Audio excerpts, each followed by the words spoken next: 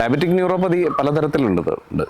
ഏറ്റവും പ്രധാനമായിട്ടുണ്ടാകുന്നത് കൈകളെയും കാലുകളെയും ബാധിക്കുന്ന ഒരു സിമെട്രിക്കായിട്ട് രണ്ട് വശത്തെയും കൈകളെയും കാലുകളെയും ഒരേപോലെ ബാധിക്കുന്ന ഒരു ഡിസ്റ്റൽ സിമെട്രിക് ന്യൂറോപ്പതീസാണ്.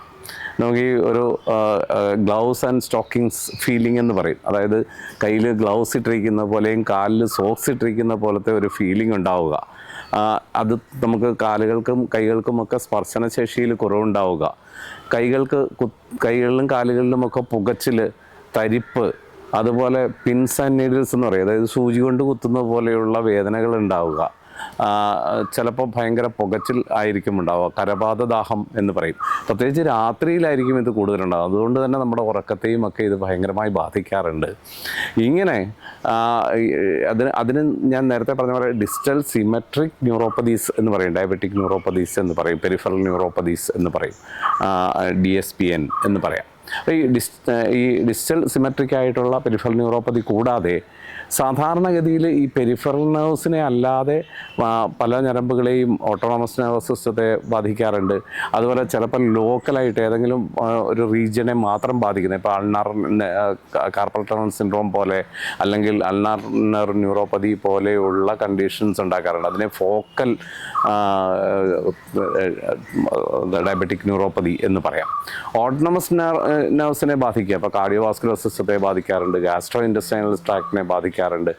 അപ്പോൾ കാർഡിയോവാസ്കുലർ സിസ്റ്റത്തെ ബാധിക്കുമ്പോൾ പെട്ടെന്നുണ്ടാകുന്ന സൈലൻ്റ് അറ്റാക്സ് പോലെയുള്ള വിഷയങ്ങളാണ് ഉണ്ടാവുക. അത് ഗാസ്ട്രോ ഇൻറ്റസ്റ്റൈനൽ ട്രാക്റ്റിനെ ബാധിക്കുമ്പോഴുണ്ടാകുന്നത് കോൺസ്റ്റിപ്പേഷൻ അല്ലെങ്കിൽ ക്രോണിക് ഡയറിയ പോലെയുള്ള കണ്ടീഷൻസ് ആയിരിക്കും ഉണ്ടാക്കുക. അത് ഈ ജനൈറ്റോ യൂറിനറി സിസ്റ്റത്തെ ബാധിക്കുമ്പോഴത്തേക്കും പെർഫോമൻസ് ആങ്സൈറ്റി അടക്കമുള്ള ഇറക്ടൈൽ ഡിസ്ഫങ്ഷൻസ് ഒക്കെ ആയിരിക്കും ഉണ്ടാവുക. ഇങ്ങനെ ഏത് സിസ്റ്റത്തിലെയും ഇത് ബാധിക്കാറുണ്ട്. പക്ഷെ പൊതുവേ സെൻസറിയും മോട്ടോറുമായിട്ടുള്ള, അല്ലെങ്കിൽ നമ്മുടെ തൊട്ടാലും ഒക്കെ അറിയുന്നതും അതുപോലെ ഞരമ്പുകളുടെ പ്രവർത്തനത്തെയും ബാധിക്കുന്ന തരത്തിലാണ് ഇത് പ്രവർത്തിക്കുക. അതുകൊണ്ട് തന്നെ ഈ ഡിസ്റ്റൽ സിമെട്രിക് ആയിട്ടുള്ള ന്യൂറോപ്പതീസുള്ള ആൾക്കാർക്ക് വലിയ ബുദ്ധിമുട്ടാണ് അറിയാം. അത് കാലിലൊക്കെ ഇത് വന്നു കഴിഞ്ഞ് കഴിഞ്ഞാൽ കാലിന് തരിപ്പും പെരുപ്പും പുകച്ചിലും അങ്ങനെയൊക്കെ ഉണ്ടാവുന്നതിനപ്പുറത്തേക്ക് സ്പർശനശേഷി കുറയുന്നതുകൊണ്ട് തന്നെ നടക്കാൻ ബുദ്ധിമുട്ടായിത്തീരും. നമ്മൾ കാലെടുത്ത് വെക്കുമ്പോൾ നമുക്ക് കൃത്യമായി കാലെടുത്ത് വെക്കുന്നു എന്ന് നമുക്ക് നന്നായി അറിയുന്നില്ല എന്നുണ്ടെങ്കിൽ നമുക്ക് എടുത്തു വെച്ച് നടക്കാനായി ബുദ്ധിമുട്ടുണ്ടായിത്തീരും. അതേപോലെ ഈ സ്പർശനശേഷി കുറവ് കൊണ്ട് തന്നെ ബാലൻസ് ചെയ്യാൻ നമുക്ക് ബുദ്ധിമുട്ടായി തീരുകയും ചെയ്യും.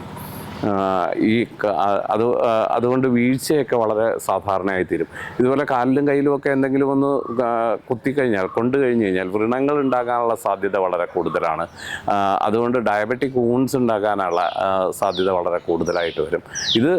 ഇത് ചിലപ്പം കാല് മുറിച്ച് കളയേണ്ട അല്ലെങ്കിൽ ആ ഭാഗങ്ങൾ മുറിച്ച് കളയുന്ന കണ്ടീഷൻസിലേക്ക് വരെ പലപ്പോഴും പോകാറുണ്ട്. അപ്പം ഇത്തരം സ്പർശനശേഷി കുറവും ഒക്കെ തന്നെ നമ്മളെ ഭയങ്കരമായി ബാധിക്കുന്നതാണ്.